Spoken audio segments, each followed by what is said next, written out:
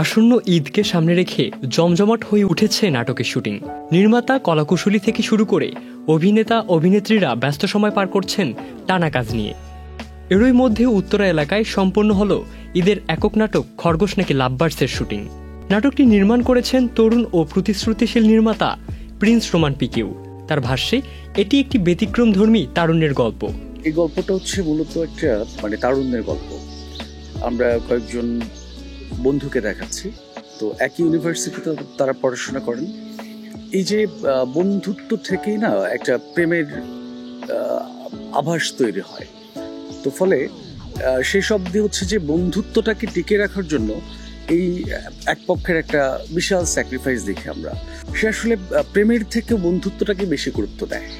এরকম একটা গল্প নিয়ে আমরা কাজটা করছি। মূলত একটা তরুণদের গল্প, তারুণ্যের গল্প এটা। শুটিং স্পট থেকে দেখা গেছে পুরো ইউনিটে কাজের মাঝে ছিল উৎসবমুখর পরিবেশ। গল্পের চরিত্রগুলোতে অভিনয় করেছেন বেশ কিছু নতুন মুখ। নতুনদেরকে নিয়ে কাজ করছি নাকি পুরনোদেরকে নিয়ে কাজ করছি, এটার থেকেও বড় ব্যাপার সেটা হচ্ছে আমি কি বলছি। যদি গল্প ঠিকঠাক হয়, এক্সিকিউশন ঠিকঠাক হয়, আমি কি চাইছি, কি দেখাতে চাইছি, সেটা যদি আমি ঠিকঠাক মেপে আসতে পারি, তাহলে নতুন পুরনো যাকে নিয়ে কাজ করে না কেন একটা দারুণ কিছু অডিয়েন্স আসলে দেখতে পারে।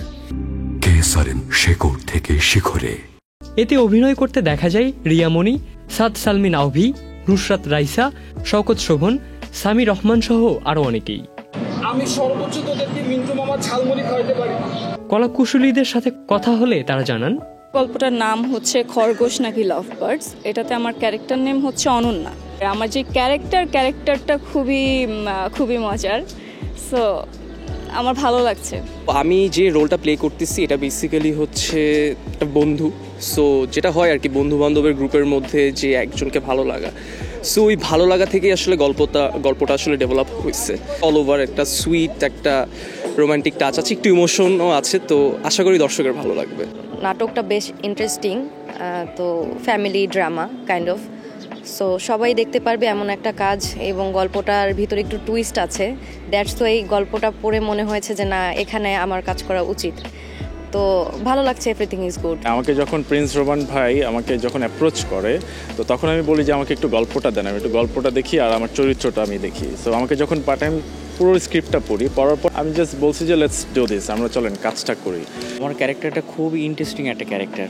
এখানে আমরা বন্ধুরা সবাই মজা করি, আড্ডা দেই, আবার ইমোশনাল জায়গা থেকে ইমোশন, মানে গল্পটা টোটালি একটা ফ্রেন্ডের নিয়ে। প্রিন্স ভাইয়ের মেকিংটা হচ্ছে টোটালি ডিফারেন্ট। মানে আমাদের কাজ করতে গেলে একটু কষ্ট হইলেও বাট দিন শেষে আউটপুটটা অনেক ভালো আসে।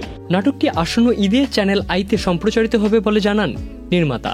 আমাদের তো কোরবানির ঈদ, সো ঈদকে কেন্দ্র করেই বর্তমান যে কাজগুলো করছে, প্রায় কাজগুলো আসলে ঈদের জন্যই করা, ঈদকে মাথায় রেখে। আশা করছি এটা ঈদেই দর্শক দেখতে পাবে। ইবনে সাইদ অঙ্কুর, চ্যানেল আই।